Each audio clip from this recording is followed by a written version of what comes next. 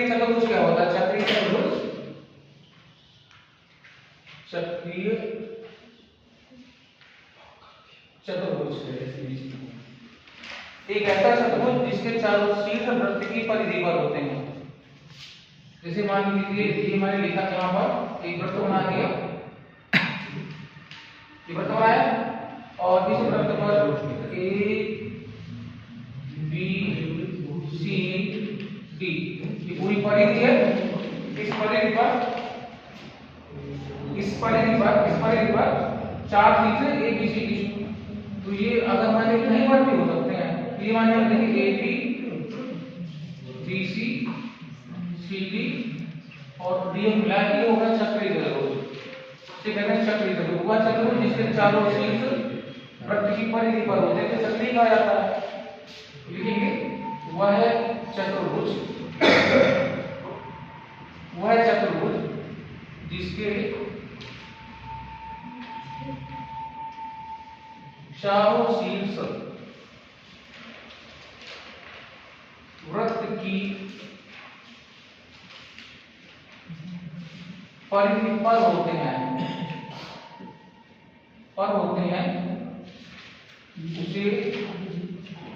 उसे चक्रीय चतुर्भुज कहा जाता है।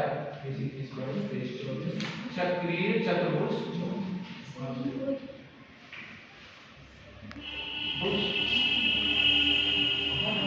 कहा जाता है। अच्छा, अब देखेंगे इसकी जो महत्वपूर्ण प्रमेय होती हैं। सबसे पहले महत्वपूर्ण प्रमेय है कि चक्रीय चतुर्भुज के सम्मुख कोणों का योग, जैसे ए के सामने का कोण सी है और बी के सामने का सम्मुख कोण डी है। इसमें यह विशेषता होती है कि सम्मुख कोणों का योगफल 180 अंश होता है, यानी सम्मुख कोण इसके समपूरक होते हैं। जैसे इसमें सम्मुख कोणों का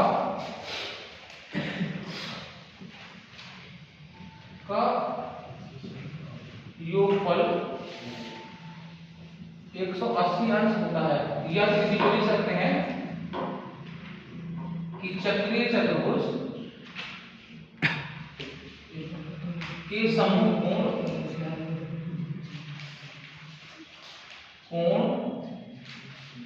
समपूरक होते हैं। देखिए बेटा, मैंने आपको पूर्व में ही बताया था कि ऐसे दो कोण जिनका योगफल 180 अंश होता है उसे समपूरक कोण कहा जाता है। तो इसे जैसे ए के सामने कोण सी है, कोण ए प्लस कोण सी बराबर 180 अंश हो जाएगा। कोण बी और प्लस कोण डी, इसका भी मान 180 अंश हो जाएगा। आपको पहले ही बताया जा चुका कि ऐसे दो कोण जिनका योगफल 180 अंश होता है वह समपूरक कोण कहलाते हैं। अब हम चक्रीय चतुर्भुज पर हैं। चक्रीय चतुर्भुज में कोण ए के सम्मुख कोण सी है, कोण बी का सम्मुख कोण डी है। ठीक, अब इस बात को देखो सिद्ध करके बताते हैं। सिद्ध कीजिए, प्रश्न है अपना, एक मिनट इसको मैं इरेज कर दूं, फिर देखिए।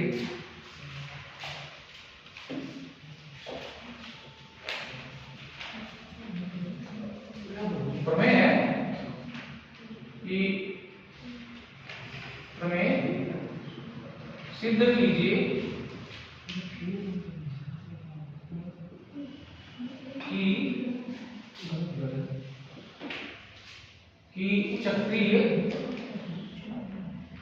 चक्रीय चतुर्भुज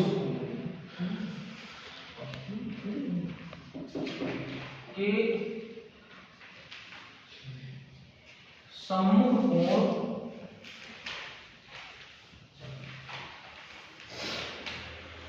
समपूरक होते हैं। ये बात हम इसे लगाते हैं। अब देखो बेटा, अब अपने पास एक चक्रीय चतुर्भुज है।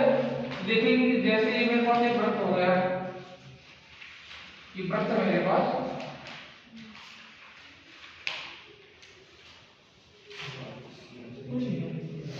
जिसका केंद्र O है और इस O केंद्र वाले वृत्त पर हमारे पास मान लीजिए आपका एक चक्रीय चतुर्भुज है। किसी भी प्रकार से मान दिया जाए, ये मैंने चक्रीय चतुर्भुज बनाया और चक्रीय चतुर्भुज ए बी सी डी है। ये केंद्र O है हमारा। ठीक, हमें इसे करना है सबसे पहले जो प्रश्न में दिया है, तो ये दिया है आपका, दिया है चक्रीय चतुर्भुज, चक्रीय चतुर्भुज ABCD में सिद्ध करना है,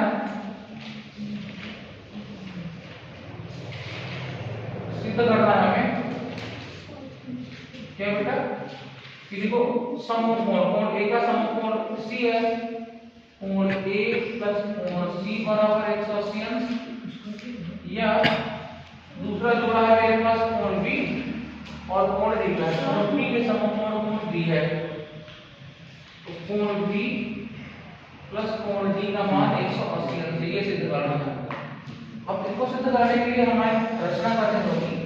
रचना ये कर दिया जाए कि बेटा ये जो मेरे पास चाप CD वाला है, इस चाप CD को अगर मैं यहां से जोड़ दूं, ठीक, अब यहां से बेटा आप देखते हैं कि इसको यहां से जोड़ दिया जाए, तो CD का B, ये B हो गया, और यहां से आप ये B कर लो, ठीक। हमने क्या किया बेटा कि OD और OB को मिलाया, OD व OB को मिलाया।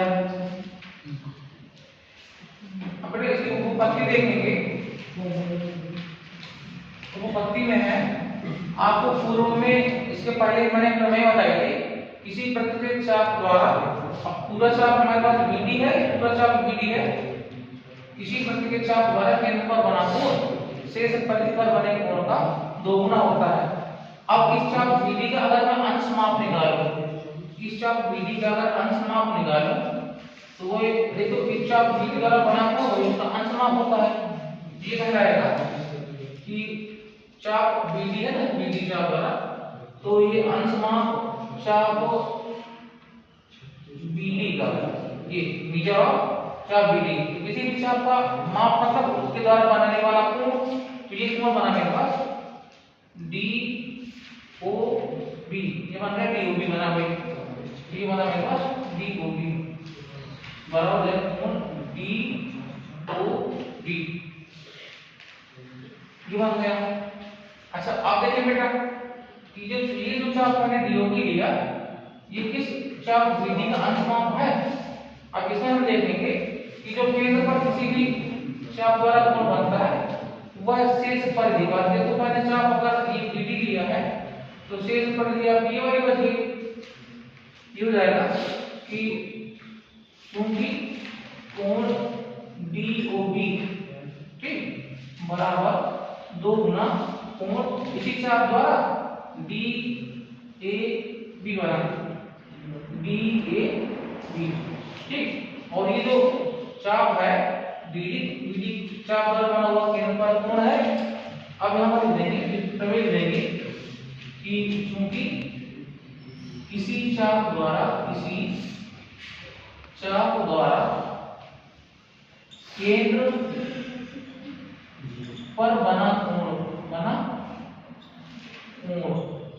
ठीक, किसी चाप द्वारा केंद्र पर बना कोण, ठीक।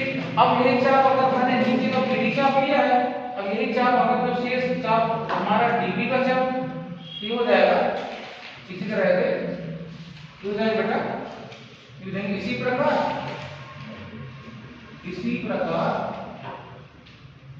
DB द्वारा बना कोण। अब देखो बेटा अभी मैंने ये BD चाप लिया था, BD चाप, तो इस BD चाप द्वारा केंद्र पर ये कोण बना हुआ जो कि शेष परिधि पर बने कोण का 2 गुना था। अब अगर मैं चाप ये DB वाला ले लूं, चाप DB लूंगा, तो इस चाप DB द्वारा केंद्र पर हमारा ये कोण बन जाएगा DOB, कोण DOB बराबर।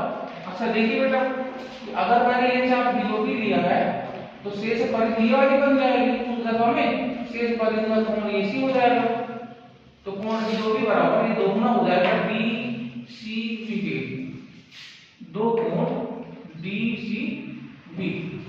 अच्छा अब आप ये देखें कि बेटा ये जो चाप है हमारे डीओबी, ये चाप डीबी का अंश माप है।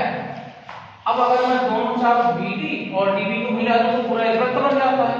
ये हो जाएगा कि चूंकि मीटर ऑफ यानी चाप बीडी का अंश माप और प्लस चाप डीबी का अंश माप, डीबी का अंश माप जो होगा, चाप डीबी का जो अंश माप होगा, इन दोनों को मिला कर देखिए ये जैसे बीडी हो गया, ये डीबी हो गया, तो पूरा बन जाएगा हमारा 360 अंश का कोण। ये हो गया 360 अंश का कोण हो गया। ठीक, ये मान लो आपका ये बी है, ये बी है, तो बीडी चाप और डीबी चाप पूरा मिला के वृत्त बन जाएगा। अब इसको बेटा जो हमने चाप अंश माप लिखे हैं, तो चाप बीडी का अंश माप हमारा डीओबी के बराबर था। ठीक, और ये दो गुना था हमारे किसके, डीएबी के, तो हो जाएगा दो कोण डीएबी प्लस ये था बेटा दो कोण डीसीबी बराबर 360। अब देखिए दोनों पक्षों से अगर मैं दो को कॉमन लेता हूं तो कोण डीएबी ये हो जाएगा मेरे पास कोण डीसीबी, क्योंकि 360 अंश के बराबर होता है। अब यहाँ गुणांक 360 को डिवाइड कर देगा, तो कोण डीएबी बराबर कोण डीसीबी बराबर 360 बटा 2। या फिर अगर हम अपने चक्रीय चतुर्भुज को देखें तो डी ए बी ये वाला कोण हो गया, और देखो डी सी बी कोण ए और प्लस कोण सी, कोण ए प्लस कोण सी का मान हो जाएगा यहाँ पर से, ये हो जाएगा या कोण ए प्लस कोण सी बराबर 180 अंश, जो कि यह सिद्ध करता है कि कोण ए और कोण सी दोनों एक दूसरे से समपूरक होते हैं।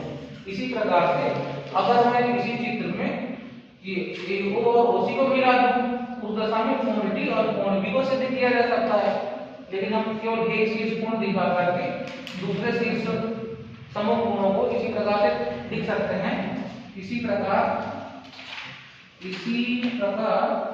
कोण B प्लस कोण D बराबर 180 अंश। ठीक, इस तरह से ये बात सिद्ध हो जाती है कि चक्रीय चतुर्भुज के कोणों का योगफल संपूरक होता है, और